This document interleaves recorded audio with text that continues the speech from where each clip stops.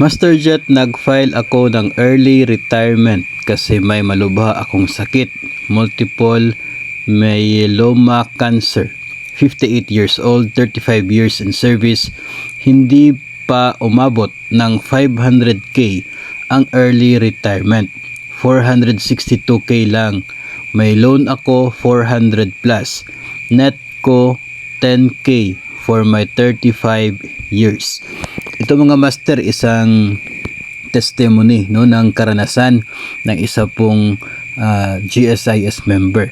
So nag-early retirement, 58 years old pa lamang, kahit meron na siyang 35 years in service dahil sa kanya pong sakit.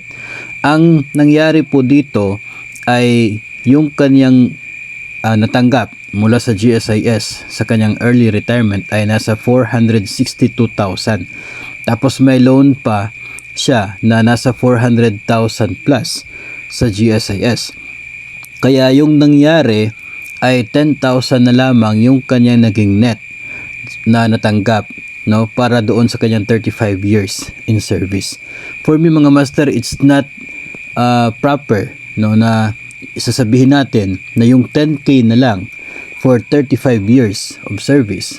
Kasi yung unang-una nangyari na 10k lang yung natanggap niya because of the loans, no, kasi may utang, no, kaya talaga pong normal na ibabawas yung utang kapag nangyari nito ay nagretiro na, no.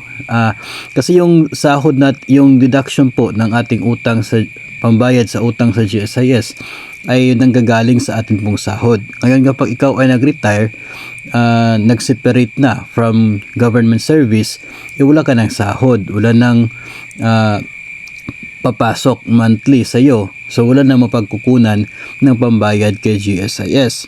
So normal talaga na sa GSIS ay yung balanse ng utang ibabawas mula sa inyong maging claim. So yun po yung nangyari. So yung realidad po is not 10k for 35 years yung kanya nakuha, but that 462,000. Kasi yun naman po yung claim na talaga para sa kanya. Kaya lamang nagkaroon siya ng utang.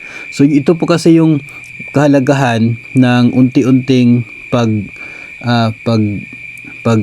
yung pag-iwas sa mga utang, especially sa GSIS at sa mga bangko kapag tayo ay nandoon na sa edad na malapit na po magretiro. Sa case din na ito, 58 years old siya, ay hindi pa siya umabot ng 60. Kaya hindi siya eligible para doon sa lump sum, no? Kasi para lamang yun sa mga talagang nagretiro na at retirable age. So 60 pataas. Itong ating Sander 58 pa lang, so hindi siya eligible sa lump sum. Mas malaki sana yung kanya makukuha, no, kung umabot siya ng 60. Pero yun nga, alangan naman hintayin niya na umabot pa siya ng 60 kung talagang hindi na po kaya ng katawan dahil po sa mga karamdaman. Ngayon, kung tayo ay hindi pa umabot ng 60 years old, ang makukuha lamang po natin ay ito pong cash payment na equivalent to 18 times ng ating computed monthly pension. No, yun lamang po yung makukuha natin. So sa case na ito, 58 years old, so yung kanyang matatanggap ay itong 18 times ng kanyang pension. Tapos ang mangyayari niyan, yung kanyang pension ay magsisimula kapag 60 na siya. So mag-aabang pa yung sender natin ng 2 years bago makatanggap ng kanyang pension, no, pag 60 na. So ito po ay talagang nangyayari because mayroon po tayong batas, no, ito pong Republic Act 8291, at nandoon po naka-state kung paano yung mangyayari kapag tayo ay mag-separate, no, from our service na hindi pa tayo umabot sa 60 na retirable age.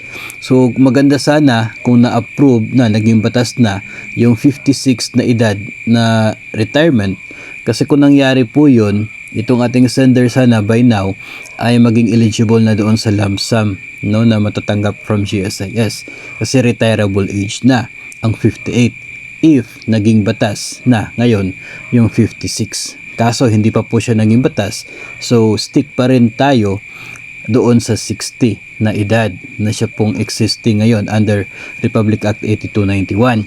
So ito po ay realidad and hopefully ay maging ano din po ito, maging something na parang lesson para po sa ating lahat, na ito po yung posibleng mangyayari din sa atin if ever tayo naman po ay umabot sa edad na yan, no? Tapos tayo ay magdesisyon na mag early retirement. So hindi po tayo eligible sa lump sum at talaga pong ibabawas sa GSIS yung utang. Siguro kung nasa 60 na siya or nasa retirable age na, tapos pwede siya mag-avail ng pension agad, tapos pwede pa rin na hindi buo ng utang yung ibabawas mula sa claim.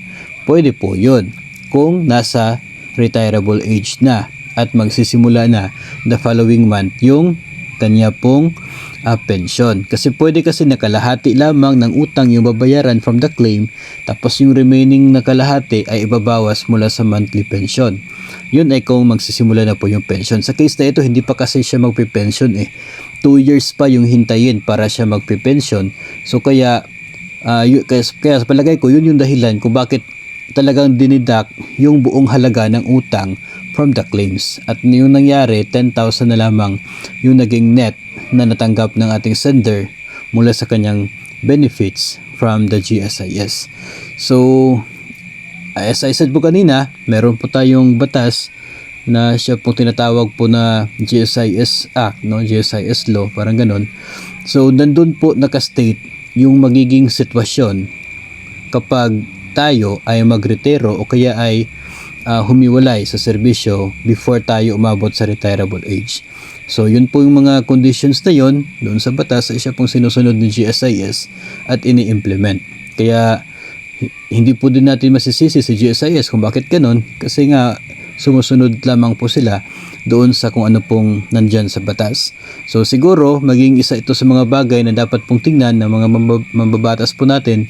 And one thing is yun pong pagbaba ng retirable age, that could be a big help na rin, para po sa ating mga kasamahan ng mga miyembro din ng GSIS.